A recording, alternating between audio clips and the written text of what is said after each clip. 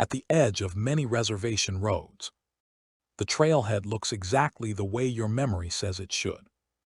There is a wooden kiosk with a sun-faded map, a metal fee box that may or may not still be used, tire marks pressed into gravel, and a narrow line of dirt leading away from the parking area toward juniper, sage, and stone.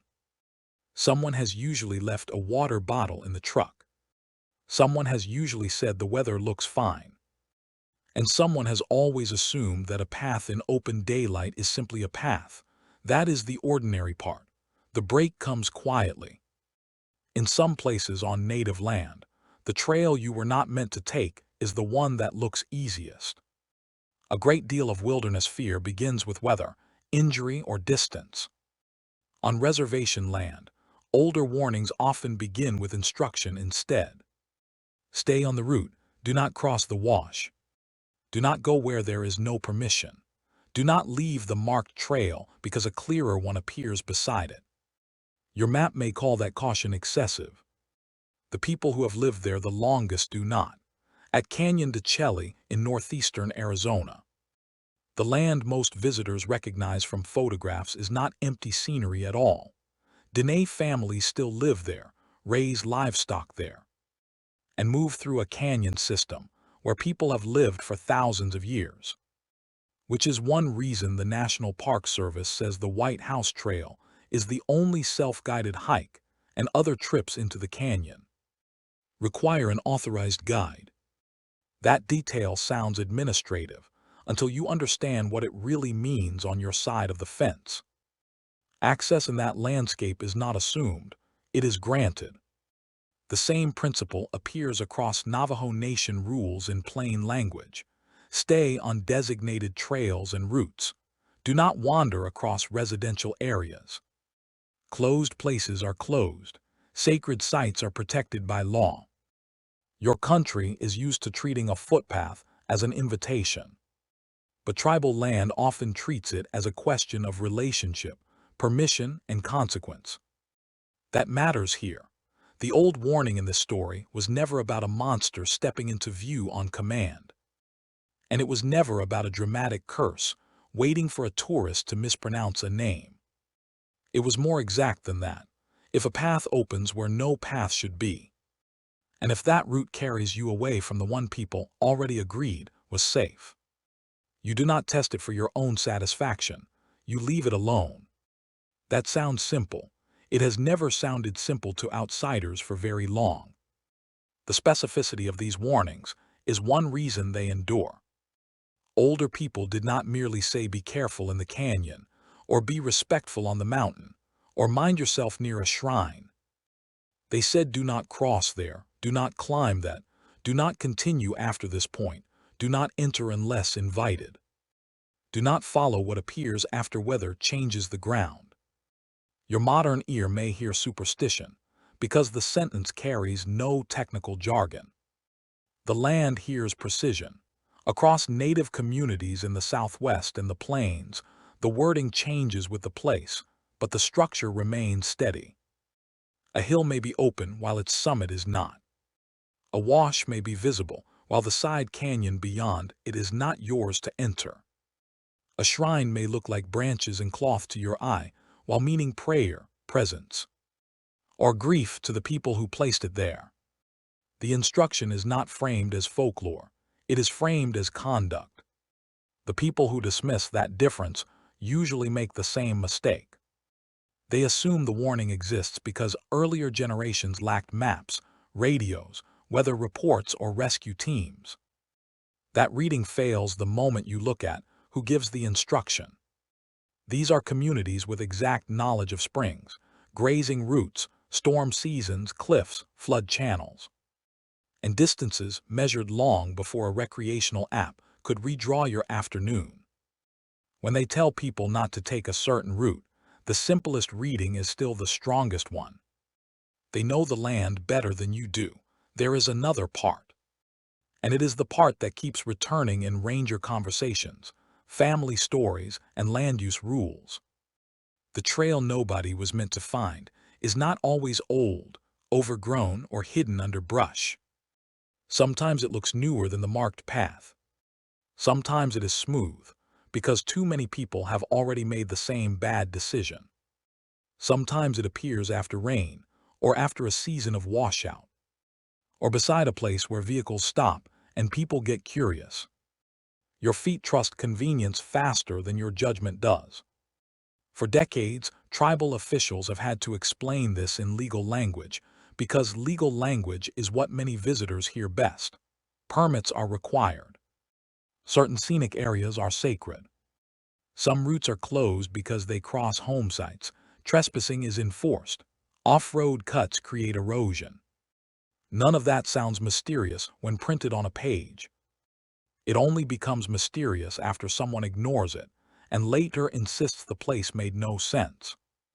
One account from the Southwest, shared by a reservation ranger who spent years dealing with closures, began with a phrase that stayed with the people who heard it. He said the path did not look hidden. He said it looked prepared. That was his problem with it. A trail that appears too clean in country, where nothing is maintained by accident, is already telling you something about who made it, who uses it or who should not. Stay with that thought. The last case depends on it. And one detail from that ranger's walk was left out of the official paperwork, because it did nothing to improve the report and everything to disturb the man who wrote it.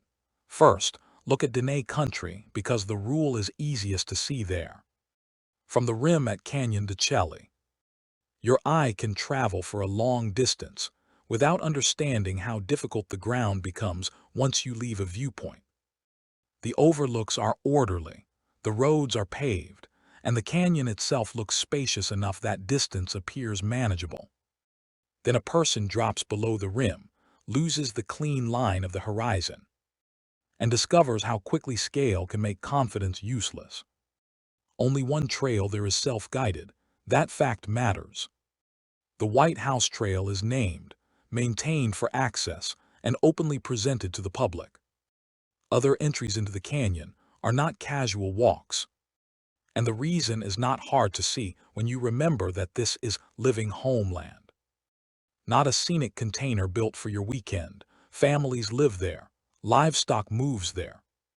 Flash floods move faster than people guess. Side canyons split the country into choices that look minor from above and become final once you are inside them. On Navajo Nation lands more broadly, the rules become even clearer. Certain areas are open only with permits.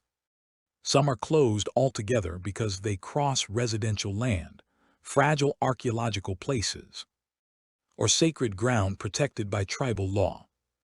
Travelers are warned that trails may be unimproved, poorly marked, and changed by weather.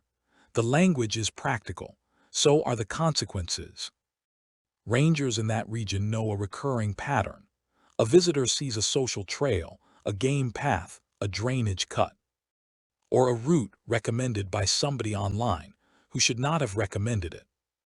The person leaves the designated way because the unmarked route appears shorter, more private, or more interesting. Search begins later than it should because everyone assumes the missing hiker merely took extra time. By the time the absence becomes real, daylight is reduced, tracks are confused, and the first question is no longer where the person wanted to go. It is which wrong turn looked harmless enough to take. In 2021, a widely shared concern among Native advocates focused on hiking apps and crowdsourced route guides that sent people toward sacred sites and even onto illegal trails across Navajo land. A Dene Park ranger spoke openly about routes that were completely off-limits to non-Navajo visitors being exposed as hidden gems for strangers. That phrase tells you nearly everything about the gap between local instruction and outsider appetite. One side says sacred, residential, closed, and protected. The other side sees a place to explore before everyone else gets there. The old warning survives because the modern mistake is the same. Your phone will tell you where people went. It cannot tell you whether they had any right to be there. There are accounts from Canyon country in which people were found in locations that did not match the direction they had taken from the rim. Search teams know this can happen for ordinary reasons. A person doubles back, a person seeks shade, a person follows water or what looks like water. But over and over again, the first wrong choice is almost always the same kind of choice. The visible path that was never the designated one. A narrow cut beside the real route. A track through brush near a dry wash. A descent that looks used, because enough trespassers have made it look used. Nothing supernatural is needed to make that dangerous. Yet the language older people use about such places often carries a second layer that modern reports do not. They do not merely say the route is unsafe, they say it is not for you. That distinction changes the feeling of the land. Unsafe can be managed. Not for you cannot be negotiated. People who spend little time on tribal land often miss how radical that sentence sounds inside the recreational culture of your country. Most public land messaging is built around preparation, equipment, and skill. As if every route becomes acceptable once a person is fit enough or informed enough. Native warnings often begin earlier. They divide places not only by difficulty but by relationship. Some routes are hard. Others are withheld. One former guide from the region put it in a way that still sounds cleaner than most official notices. A marked trail tells you where the land has agreed to meet the visitor. Everything else requires a different relationship. That is not a slogan. It is instruction. And when people in Dene country say not to wander off your route, they are not speaking as storytellers trying to enrich a canyon. They are speaking as neighbors trying to keep your body from being carried back out by people who knew better. The second reveal sits higher, in the White Mountains of eastern Arizona, where even people familiar with reservation rules can make a different mistake. In that country, the forest softens the eye. Timber closes around you, meadows open suddenly, burned scars gain paths, and old foot roots cut through the slope until your sense of direction begins to rely on what feels passable rather than what is actually permitted. That shift sounds small, it changes everything. Mount Baldy stands at the eastern edge of the Fort Apache Indian Reservation and is described by the Apache Sitgreaves National Forest as a holy mountain for the White Mountain Apache tribe. Tribal signage discourages trespassing into the tribal wilderness area that includes the top of the mountain. The guidance is direct. No one should go to the top without permission. People should respect the reservation boundary. And hikers are urged to be mindful of times and conditions that carry cultural meaning on the mountain. Your average recreation map does not know what to do with that level of specificity. A local warning does. This is where one elder teaching enters the record plainly. On that mountain, according to the official heritage page preserving White Mountain Apache guidance, people are told that if a blue jay speaks to you, you turn around. Read that once and it is easy to file under belief. Read it again in context. Beside instructions not to cross the boundary, not to disturb offerings, not to climb to the summit, and not to ignore seasonal conditions. And it starts to sound like what it is. A line attached to a place where people have been asked repeatedly to stop assuming access. The forest adds another problem. A route through timber can become easier after dark. Not because the land has become safer, but because the eye narrows and starts choosing the line of least resistance. A shallow draw feels like guidance. A game trail feels intentional. A whistle carries farther than a person expects. Shortcuts multiply. Your body begins following relief instead of judgment. Search crews in wooded country talk constantly about distance errors. People can cover far more ground than their families think, especially if panic, cold, or misplaced confidence keeps them moving. Still, some cases remain difficult because time and terrain do not fit neatly together. A person leaves near dusk. The weather holds, The trail system is known, yet the location where they are found suggests a chain of choices that should have taken longer, turned elsewhere, or stopped sooner. Reports call that disorientation.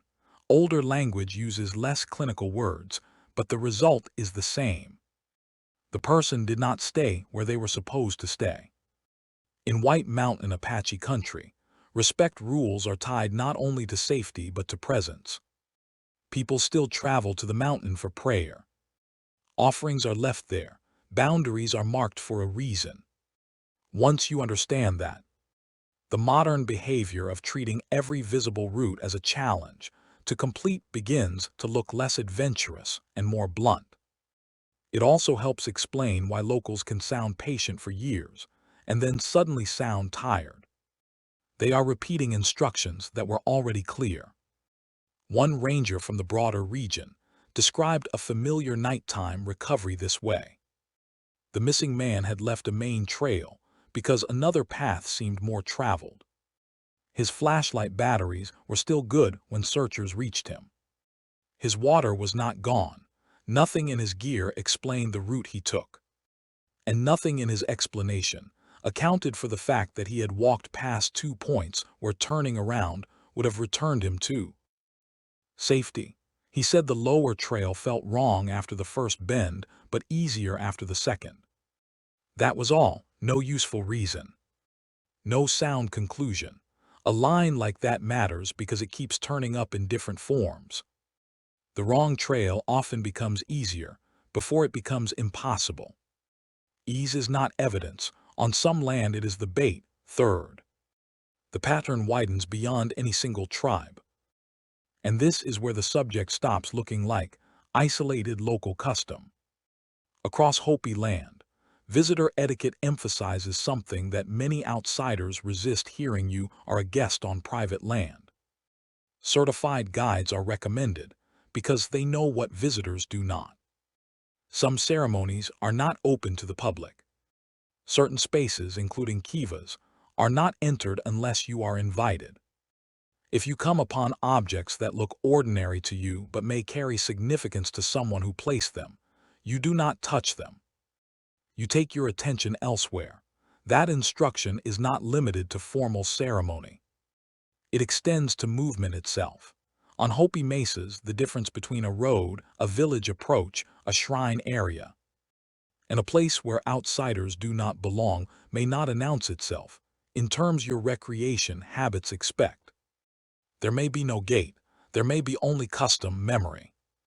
And the fact that local people do not cross a certain threshold casually. Your feet may continue simply because nothing physical stopped them. That does not mean you were welcome. Move north and east into Ute history, and the same principle holds in another form. The Southern Ute tribe states plainly that what is now called Pikes Peak was one of the Utes' most sacred sites long before Zebulon. Pike attached his own name to it. That single renaming tells a long American story, a place already known, already valued, already held in meaning, is treated as discoverable only after someone outside the culture claims to have reached it. Your textbooks often call that exploration. The people already there had another understanding. Go farther north into Lakota country, and the language of sacred geography becomes visible in public-facing visitor materials. Bear Butte, or Matopaha, is described by South Dakota officials as sacred to many tribes and as a place where prayer cloths and tobacco ties should be left undisturbed. Visitors are told to respect worshippers and their practices. That instruction has the same skeleton as the warnings in canyon and mountain country. Stay on the trail. Do not disturb what is not yours. Do not treat a living place of prayer as scenery with better marketing. Now place those examples beside each other. Dene rules that limit backcountry access and close specific areas. White Mountain Apache warnings around a holy summit and a boundary that should not be crossed. Hopi etiquette that tells the visitor to remain peripheral and quiet, and to leave significant objects alone. Ute memory that refuses the fantasy that sacred places begin when outsiders name them. Lakota guidance that asks you to pass prayer offerings without touching them. These are not copies of one another. They are not one interchangeable native warning. They are distinct communities speaking from distinct places. Yet the pattern is strong enough to hear even through the differences. The pattern is this: not every visible route is meant to become your route. Not every open approach is an invitation. Not every place that can be reached should be entered, named, posted, reviewed, and handed to strangers online, as if use creates permission. Once you understand that, a remarkable amount of wilderness confusion stops looking accidental.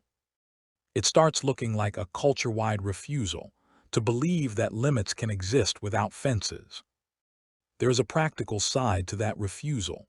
Modern hikers trust aggregation. If enough people have uploaded a track, the track acquires authority. If a path has reviews, photos, and estimated completion time, it feels real in the way a hand-painted sign feels provisional.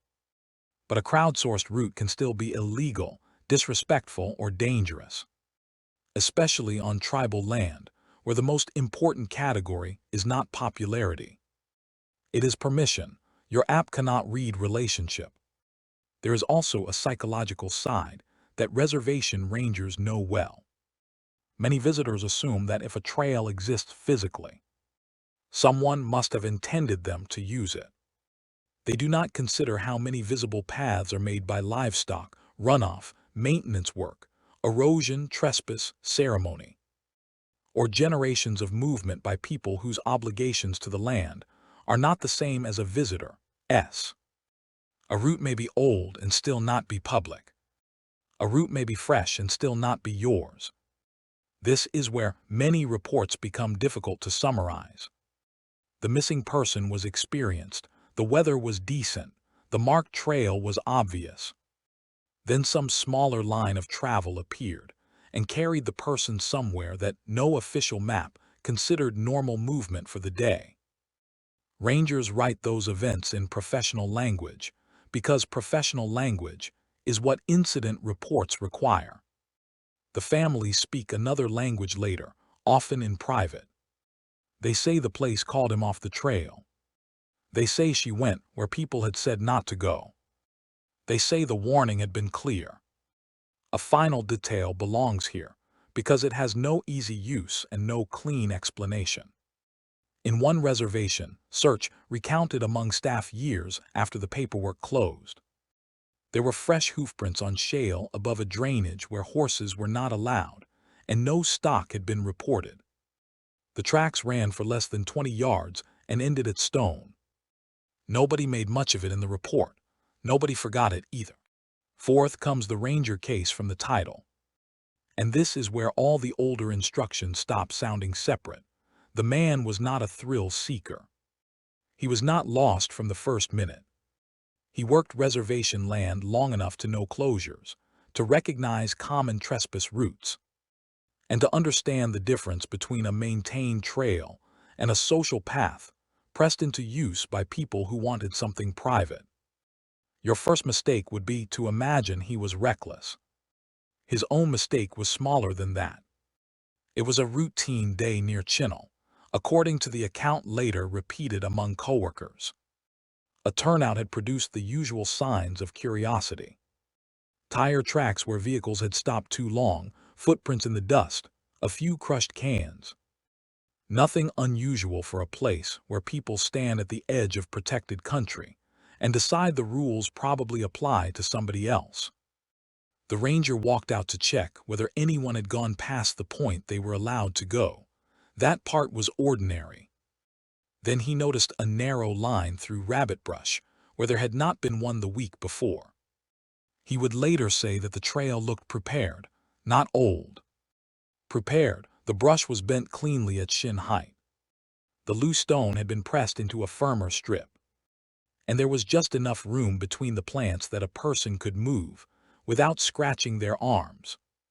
It did not resemble a maintained park trail. It resembled something between a shortcut and an invitation. He knew better than to trust it. He followed it anyway because his job required him to learn where trespassers were entering, how far they were going, and whether the route was becoming established enough to create a new problem for the next week's visitors. That is how most dangerous walks begin on protected land, not with courage, with duty. The first stretch ran along a dry wash no wider than a pickup truck. Sunlight still hit the ground hard enough that prints were visible, and he counted 3 distinct tread patterns headed in. 2 looked recent. 1 was older, partly softened by wind. There was nothing in that section he could not explain. Your nerves would have stayed calm there. After 10 minutes, the trail should have deteriorated. Instead, it improved. The wash tightened, then opened onto a bench of pale earth under sandstone walls. And the line of travel across that bench was cleaner than the one he had used to reach it. No wrappers, no cairns, no cut branches, no names scratched into stone. Just a better path the farther it went from the legal one. That bothered him more than litter would have. Illegal trails usually advertise the people who use them. They collect trash, broken social markers, or the clumsy signs of repeated imitation. This one did not. It looked used without looking public. A ranger can write that sentence in a notebook. He cannot do much with it. He kept moving because he wanted the entry point, the GPS mark, the closure recommendation, and a simple explanation for why the route existed. The canyon wall on his left carried old mineral streaks that looked wet from a distance and dry up close. Small birds moved overhead. The air stayed still. Then he saw the thing he never placed in the official report. There was a single horse track in the center of the trail, sharply defined in dust that had held only boot prints until that point. One print, then another, then a short line of them ahead, as if a horse had walked the route after the last wind and before the morning heat. Horses were not impossible there, in a broad historical sense. But they were not expected in that closed cut. No riders had been seen. And the track spacing looked wrong for an animal moving comfortably downhill. He stared at them longer than he later admitted. The route turned once more and ended at a pour-off. No one would descend without rope. That should have solved the problem. A use path to nowhere is common enough. People explore, people stop. People turn back.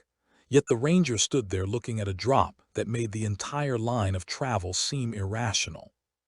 Because the path had improved all the way to an ending that offered no view, no ruin, no spring, no legal access, and no ordinary reason for 3 different sets of footprints to have come this far. He checked the bench below through binoculars. Nothing moved. He called out once, then again. No answer returned.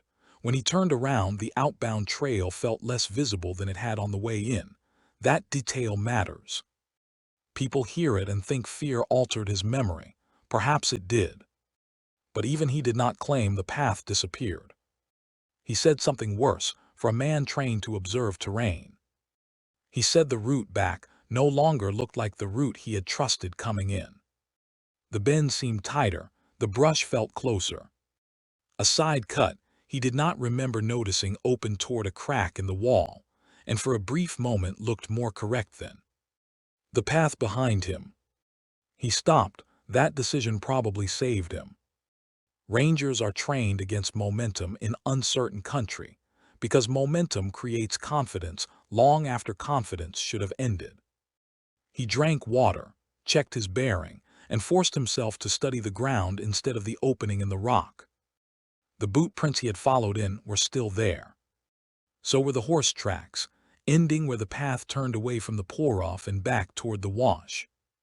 He never explained that part to his own satisfaction. He returned to the turnout later than expected. The distance had not been great. The time lost did not make sense to him. He filed the closure concern, marked the route for monitoring, and left out the horse tracks because there was no evidence to support anything beyond the marks themselves. A report needs facts that lead to action. His fact led nowhere. Later, when coworkers asked whether he thought someone had made the trail recently, he answered in a way that unsettled them more than any direct claim would have. He said the entry looked new, but the confidence of the route looked old. In other words, the brush had been bent recently. Yet the line it followed through the wash and onto the bench felt established, as if people had been choosing that exact approach for longer than the visible disturbance could account for. Nobody could test that impression. Nobody ignored it. What stayed with him was simpler. He said the trail had the wrong character, not haunted, not cursed.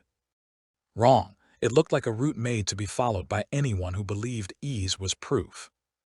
That sentence circulated among other staff because they understood it immediately. The most dangerous unauthorized path is usually the one that removes your hesitation first. Fifth and last, the warning remains active because modern people have built a perfect system for repeating the old error. Routes are photographed, rated, geotagged, and shared faster than land managers can close them. A turnout becomes a pin. A social path becomes a challenge. A sacred area becomes content for someone who does not know the word sacred means anything operational. Your grandchildren may trust a blue line on a screen more quickly than a local sign, and many adults do the same. That is why native instructions about wilderness still deserve to be heard as instructions. The Navajo Nation does not say permits are required because paperwork is beautiful. It says so because homes, ruins, grazing land, and sacred places exist inside terrain that outsiders mistake for open public recreation. The White Mountain Apache do not protect their holy mountain because mystery improves tourism. They do it because not everything high and visible is there for use. Hopi communities do not ask visitors to stay quiet, remain peripheral, and leave offerings alone because privacy is quaint. They ask because ceremony and land are still alive. When those rules are ignored, the result does not always become a famous disappearance. Often it is smaller. A trespasser wanders through someone's home site. A visitor disturbs an offering and posts it online as an oddity. A group follows an app toward a route that should never have been public. A rescue begins at dusk because somebody trusted the clearer path instead of the permitted one. None of that sounds legendary. It sounds current. The old warning is current too. If a path opens where no marked trail should open, the safest reading is not that you have discovered something special. The safest reading is that someone before you either had a reason to be there that you do not share, or had no right to be there and made the route visible by repeating a mistake. That is enough. There is a final reason these stories persist among people who work the land: reservation rangers, tribal officials, and local families keep seeing the same mismatch between appearance and consequence. The easy route can cross closed ground. The quiet route can lead into a flood channel. The scenic detour can pass a shrine. The line that looks newly helpful can take you beyond the place where anyone will think to search first. Your sense of discovery is often just your ignorance arriving at speed. There is also the problem of delayed belief. When people leave a legal trail for an unauthorized one, those waiting back at the vehicle rarely imagine the change was serious. They assume the hiker is lingering for photographs, taking a wider loop, or losing track of time in an ordinary way. Search response begins inside that false calm. On reservation land, where routes may cross home sites, washes, and protected places, a late start matters. Minutes become distance. Distance becomes terrain. Terrain becomes silence. So return to the ordinary trailhead. See the map board again. See the gravel. See the stroller folded in the back seat, the extra gallon of water, the old dog sleeping under the truck, the couple reading a sign too quickly because the morning is clear and the path ahead appears plain. Nothing there looks unusual. That is why the warning matters. On some native land, the most dangerous trail is not the one marked with danger. It is the one that seems to welcome your feet before you have earned the right to follow it.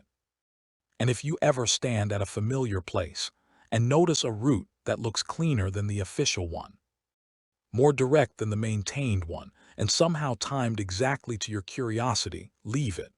The sign was already enough.